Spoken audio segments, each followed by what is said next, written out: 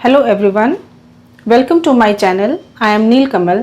और यदि आप मेरे चैनल पे नए आए हैं तो ज़रूर सब्सक्राइब करें और यदि आपको ये वीडियो पसंद आए तो लाइक करना ना भूलें। तो हम जो चैप्टर पढ़ रहे थे, हमने डेमोक्रेटिक पॉलिटिक्स से स्टार्ट किया था। क्लास 9th का डेमोक्रेटिक पॉलिटिक्स 1 हम पढ़ रहे थे और फर्स्ट चैप्टर हमने ऑलरेडी स्टार्ट कर लिया हुआ है, what is democracy, why democracy. तो हम लोग फीचर्स ऑफ डेमोक्रेसी डिस्कस कर रहे थे और कल हमने दो फीचर्स डिस्कस किए थे। दो फीचर्स क्या थे वो मैं थोड़ा सा आपको बता दूं पीछे जाके, कि हमने डिस्कस किया था कि जो डिसीजन लेने की शक्ति है वो किस में निहित होनी चाहिए, इलेक्टेड रूलर में। दूसरा फीचर हमने देखा था कि किस तरह से इलेक्शन जो है वो फ्री एंड फेयर मैनर में होना चाहिए। आज हम लोग जिस दो फीचर को डिस्कस करेंगे उनमें से पहला है 1 person 1 vote 1 वैल्यू। अब 1 person 1 vote 1 वैल्यू को समझने के लिए सबसे पहले ये समझना होगा कि हर व्यक्ति को एक वोट का अधिकार है और उसकी वैल्यू भी एक है। ठीक है, तो इसको समझने के लिए देखिए कि 1 person 1 vote 1 वैल्यू ये शुरू से ही सबको इक्वली नहीं मिला है। आपको पता है फ्रांस में वुमेन को काफी स्ट्रगल करना पड़ा था ये राइट लेने के लिए, फिर अमेरिका में भी ऐसा ही हुआ था। और जो लोग पुअर लोग थे, जो ब्लैक थे और फिर जो स्लेव्स थे, इनको ये राइट नहीं होता था। बट हमारे इंडिया में जब हमारा अपना कॉन्स्टिट्यूशन बना तो सभी को इक्वली ये राइट दे दिया गया। तो ये किसी किसी कंट्री में इसका डिनायल देखने को मिलता है, यानी कि बहुत जगह पे इसको नहीं मानते। ऑल्दो अब के समय में ऑल ओवर वर्ल्ड में ही ये यूनिवर्सली एक्सेप्टेड हो गया, बट हम लोग देखते हैं कि कौन सी कंट्रीज हैं जो इसको डिनाई करती हैं। पहला एग्जाम्पल है सऊदी अरेबिया का। सऊदी अरेबिया में until 2015 women's were not allowed to vote. Women को वोटिंग राइट्स नहीं थे। दूसरा एग्जाम्पल है एस्टोनिया का। एस्टोनिया में वहाँ का सिटीजनशिप रूल कुछ इस तरह से बना हुआ है कि जो रशियन माइनॉरिटी वहाँ पे रहती है वो वोटिंग नहीं कर पाती है। सिमिलरली एक और कंट्री है फिजी।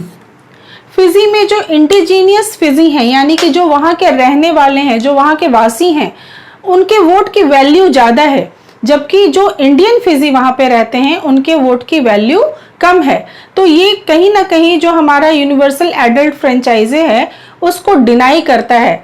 एग्जाम में भी कई बार आ जाता है कि जो उन कंट्रीज के नाम बताइए जो कि 1 vote 1 value, 1 person 1 vote 1 value के फीचर को डिनाई करता है। तो इस तरह से हमारा डेमोक्रेसी का थर्ड फीचर हमें मिल जाता है। थर्ड फीचर ये कहता है कि in a democracy each adult citizen must have 1 vote and each vote must have 1 value. ठीक है, जो हमारा फोर्थ फीचर है वो है rule of law and respect of rights. Rule of law and respect of rights को समझने के लिए पहले हम जिम्बाब्वे का एग्जाम्पल लेते हैं, जहाँ पे एक पार्टी थी जानू पीएफ।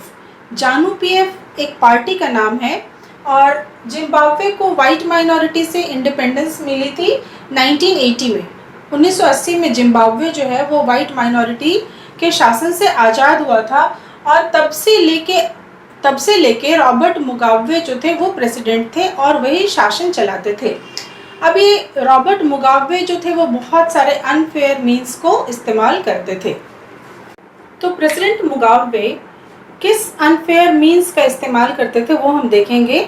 वो सत्ता में बने रहने के लिए, अपने पोस्ट पे बने रहने के लिए किस तरह से, ऑल्दो वो बहुत पॉपुलर थे, but you see a popular government can be undemocratic, right, and a popular leader can be autocratic. ये हमेशा ध्यान रखिएगा कि बहुत सब लोगों ने पसंद किया और वो जीत गए और उनको बनाया गया, तो ज़रूरी नहीं है कि वो हमेशा कॉन्स्टिट्यूशन के साथ चले। तो हम लोग ये देखेंगे कि प्रेसिडेंट मुगाबे किस किस तरह के काम से इन सारी चीज़ों का उल्लंघन करते थे।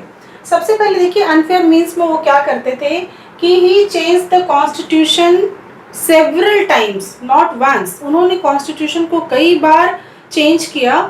क्यों चेंज किया, बात ये उठती है क्यों चेंज किया, तो जो to increase the president's power, president के पावर को इंक्रीज करने के लिए, but to make him less accountable. अब डेमोक्रेसी में हम लोग हमेशा पढ़ते हैं कि हम जिसको चुनते हैं, जो हमारी चुनी हुई सरकार होती है, वो हमारे लिए अकाउंटेबल होती है क्योंकि हम उन्हें चुनते हैं। पर यहाँ पे क्या होता है कि उनको चुना तो लोगों ने, लेकिन जब वे सत्ता पे काबिज हो गए तो उन्होंने क्या किया कि कॉन्स्टिट्यूशन को ही चेंज कर दिया। जो कॉन्स्टिट्यूशन का फंडामेंटल थिंग्स होता है उसी को चेंज कर दिया और प्रेसिडेंट का पावर बढ़ा दिया, उसको लेस अकाउंटेबल बना दिया। इसके बाद उन्होंने जो ऑपोजिशन के जो पार्टी लीडर्स होते थे या ऑपोजिशन के जो पार्टी कार्यकर्ता होते थे, वर्कर्स होते थे, उसको उन्होंने बहुत ज्यादा हराश किया। हमारे कंट्री में भी ऐसा होता है, आप किसी किसी स्टेट में ऐसा देख सकते हैं। इसके अलावा देखिए कि जो पब्लिक प्रोटेस्ट और डेमोन्स्ट्रेशन होती थी जो कि गवर्नमेंट के अगेंस्ट होती थी, उसको इलीगल बता दिया जाता था। यानी आप देखेंगे कि कहीं ना कहीं जो जनता के राइट्स हैं उसको कर्टल किया जा रहा है, उसको खत्म किया जा रहा है। कोई भी सरकार के खिलाफ बोलेगा तो उसके खिलाफ कार्रवाई की जाएगी।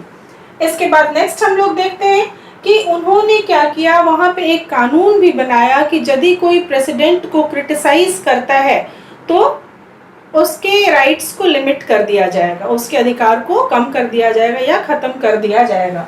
इसके बाद हम देखते हैं कि जो टीवी, रेडियो, मीडिया वगैरह, मीडिया को भी कंट्रोल किया। यानी मीडिया को कंट्रोल करने का क्या मतलब है कि जो मीडिया गवर्नमेंट के पक्ष में कुछ बोलती थी उसको तो परमिशन मिल जाता था कुछ भी लिखने का, कुछ भी दिखाने का, लेकिन जो मीडिया गवर्नमेंट के अगेंस्ट कुछ बोलती थी उसको बैन कर दिया जाता था।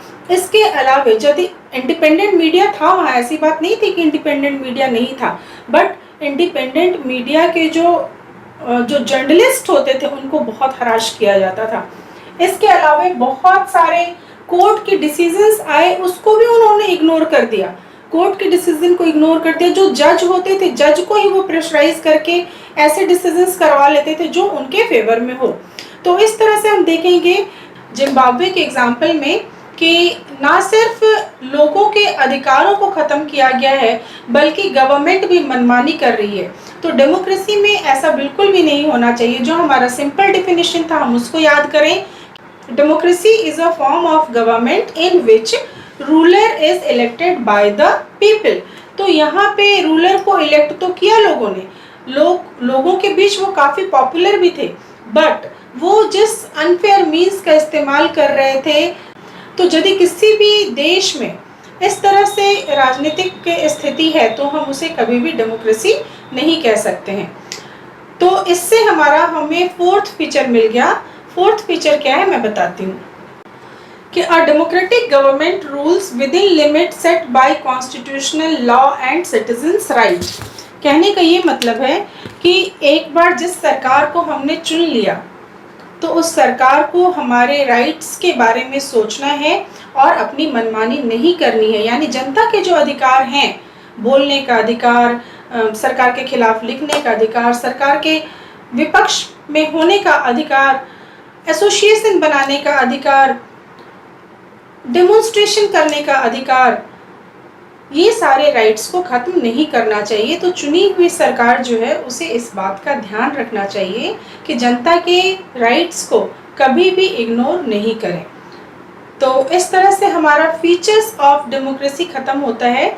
मैं इसे आपको एक फ्लो चार्ट के जरिए बता देती हूँ। तो स्टूडेंट्स, हमें अपने 4 फीचर्स डेमोक्रेसी के मिल गए। इंडक्टिव मेथड का हमने इस्तेमाल किया, हमने एग्जाम्पल्स देखे, पहले अलग अलग कंट्री में जो पॉलिटिकल सिचुएशन है वो देखा और उसके ऊपर बेस्ड होके हमने कंक्लूजन निकाला। जो कंक्लूजन है वही हमारा फीचर्स ऑफ डेमोक्रेसी है। ठीक है, तो हम सिर्फ एक फ्लो चार्ट के जरिए देख लेते हैं कि किस फीचर के लिए, किस फीचर को अंडरस्टैंड करने के लिए हमने किस कंट्री के एग्जाम्पल को देखा। ठीक है, तो जो हमारा फर्स्ट फीचर था वो था कि major decision by elected leaders. इसमें हमने पाकिस्तान के एग्जाम्पल को देखा और पाकिस्तान में जनरल परवेज मुशर्रफ के एग्जाम्पल को देखा। सेकंड जो है हमारा वो है free and fair electoral competition. तो इसमें हमने देखा चाइना और मेक्सिको के एग्जाम्पल को।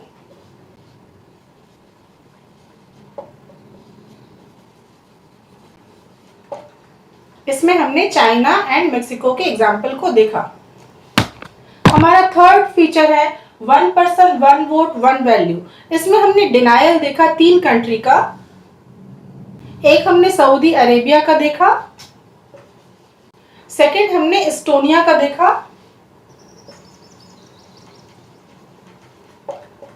और थर्ड हमने फिजी का देखा। जो हमारा फोर्थ फीचर ऑफ डेमोक्रेसी है वो है rule of law and respect of rights. इसको समझने के लिए हम लोगों ने मेक्सिको का एग्जाम्पल लिया। मेक्सिको में रॉबर्ट मुगाबे के शासनकाल में क्या कुछ होता था उसको हमने लर्न किया और उसके बेसिस पे हमने कंक्लूजन ड्रॉ किया। तो अब जबकि हमें डेमोक्रेसी के 4 फीचर्स मिल गए हैं, तो now we can easily differentiate it with the democratic country and non democratic country, जो मैंने चैप्टर के स्टार्ट में आपको बताया और बार बार बताती रही हूँ कि इस चैप्टर में हमें सिर्फ और सिर्फ एक काम करना है और वो है डेमोक्रेटिक कंट्री से नॉन डेमोक्रेटिक कंट्री को डिफरेंशिएट करना। तो मुझे लगता है अब आप सब लोग समझ गए होंगे कि कौन कौन सी कंट्री नॉन डेमोक्रेटिक है। Let's write on the board.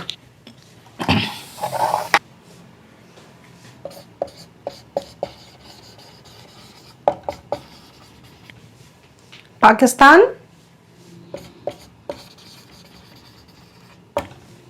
China,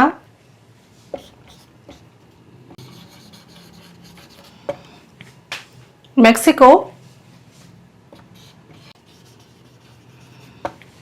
Saudi Arabia, Estonia,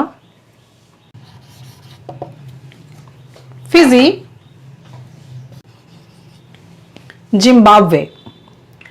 तो इतनी सारी कंट्रीज जो हैं वो नॉन डेमोक्रेटिक कंट्री हैं, but these countries pretending to be a democratic country, but in practice in actually they are not.